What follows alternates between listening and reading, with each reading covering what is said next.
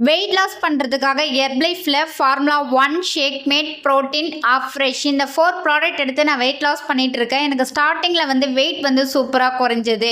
அதுக்கப்புறம் எனக்கு வெயிட் குறையல அப்படின்னு சொல்கிறீங்க.